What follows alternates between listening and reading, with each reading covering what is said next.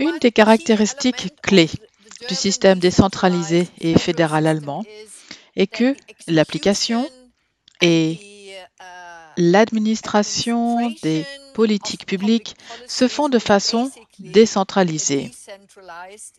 En d'autres termes, une tâche qui incombe aux Länder, les États-régions, et plus particulièrement aux pouvoirs locaux.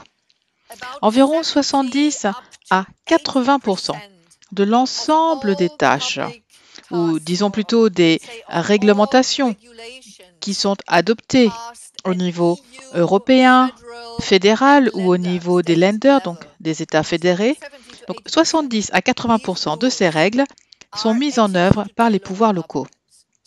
Cela vous montre à quel point les pouvoirs locaux jouent un rôle fonctionnel très important dans la mise en œuvre des politiques publiques et l'application des réglementations adoptées au niveau local, fédéral et même européen.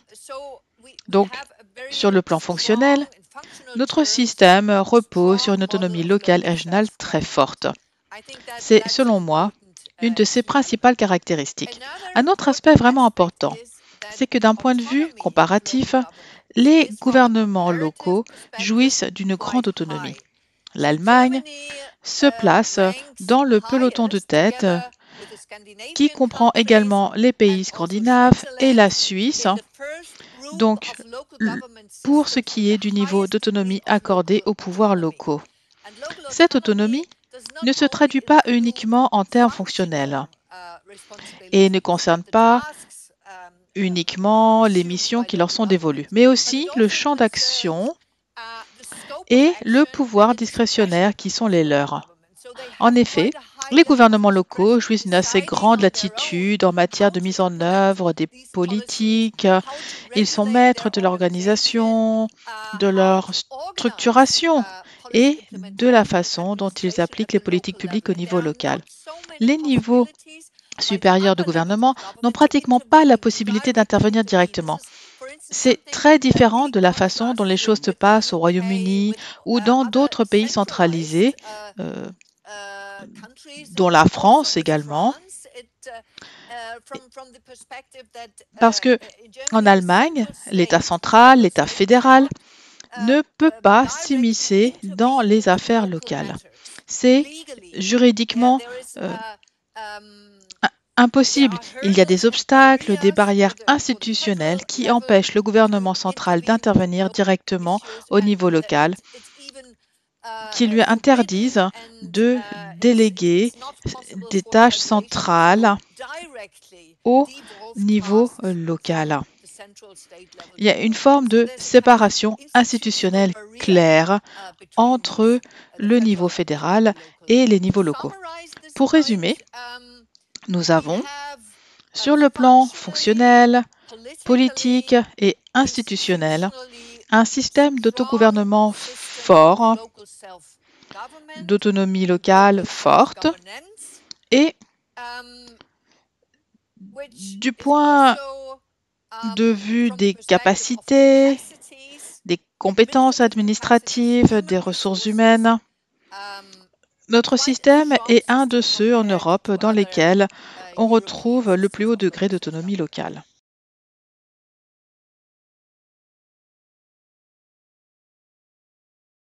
Le ministère des Finances en Allemagne est un ministère spécifique, car il s'agit d'un des rares domaines de l'administration publique dans lesquels il existe en Allemagne une structure administrative fédérale à trois niveaux.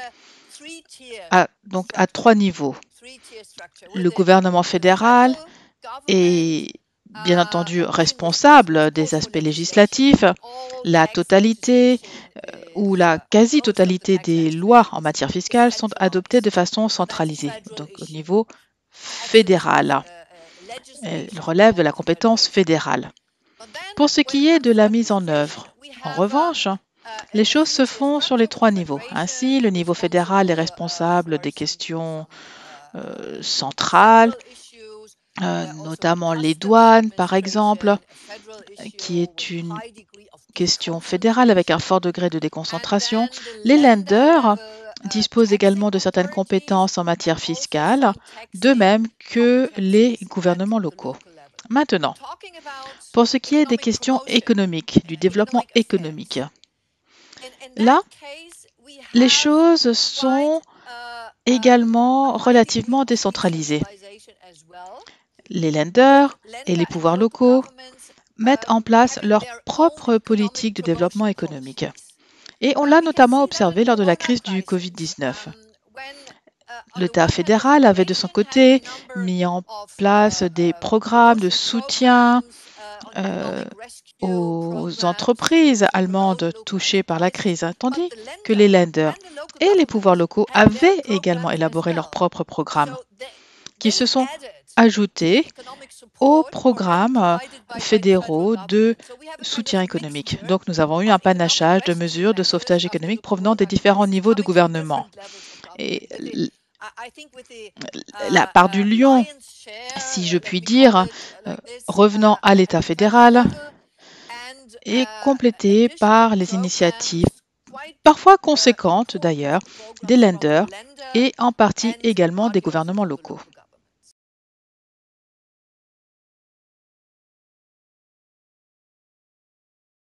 Alors, je dirais que le problème, la pression était comparable. Mais les pays n'ont pas tous réagi de la même manière. À nouveau, eh bien, cela a été dû à différents facteurs, dont la structure de gouvernance, les traditions administratives et le niveau de préparation de leur système administratif aux situations de crise. Selon moi, pendant la première phase de la crise, la principale différence entre la France et l'Allemagne a été que, en Allemagne, les réactions ont tout d'abord été extrêmement décentralisées. La gestion de crise en Allemagne, et notamment la gestion des pandémies ou des épidémies, relève de la compétence des gouvernements locaux et des lenders, les États fédérés. Il n'existe, ou plutôt, il n'existait aucun mécanisme, aucune possibilité permettant au niveau fédéral d'intervenir directement dans la gestion de la pandémie au niveau subnational.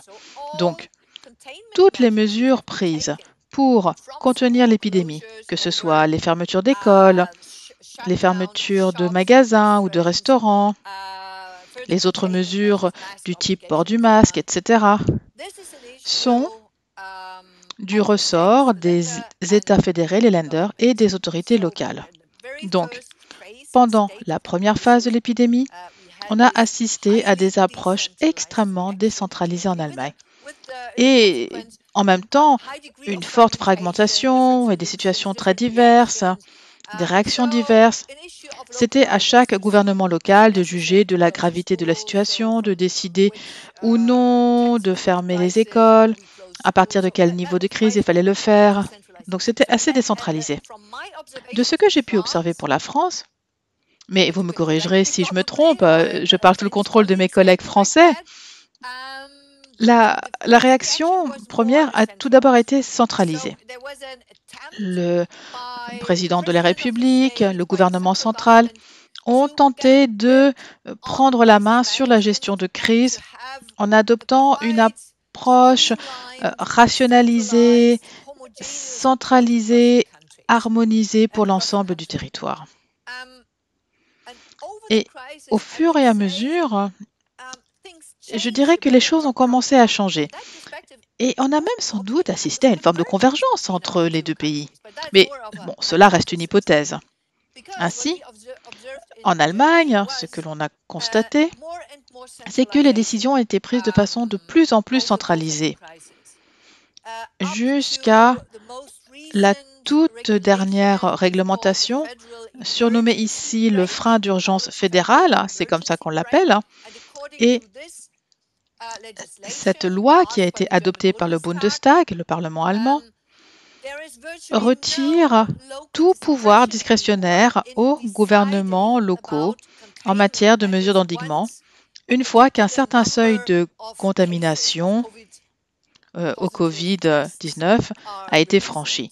Donc, dès lors que l'on a atteint un certain nombre de cas positifs au Covid, eh bien, les pouvoirs locaux perdent leur pouvoir discrétionnaire et doivent appliquer des mesures d'endiguement décidées en amont par le niveau central. Certaines voix critiques et des associations locales ont dénoncé ce frein d'urgence fédéral comme étant une loi avec force exécutoire, compte tenu de l'absence de pouvoir discrétionnaire des gouvernements locaux une fois qu'un certain seuil de contamination est atteint. En revanche, en France, j'ai le sentiment, alors sans pour autant avoir une expérience empirique approfondie de la situation, que les régions et les collectivités territoriales ont commencé à jouer un rôle de plus en plus important dans la gestion de crise. Certes, il y a toujours cette approche centralisée, des mécanismes directeurs centralisés, mais un certain nombre de décisions sont prises de façon décentralisée au niveau local. Et les gouvernements locaux ont pu s'impliquer de plus en plus dans la gestion de crise, dans un contexte certes centralisé, mais elles ont eu plus de latitude, puis adopter des approches différentes. Il y a eu une certaine collaboration entre différents acteurs. Alors, on pourrait peut-être discuter de la mesure dans laquelle, en France, l'approche est devenue plus décentralisée, avec une plus grande latitude accordée aux niveaux locaux, tandis qu'en Allemagne, c'est le contraire qui s'est passé. Donc, il semblerait qu'il y ait une sorte de convergence entre les deux. Mais c'est une hypothèse que je formule et je serais heureuse d'en discuter avec l'ensemble des participants.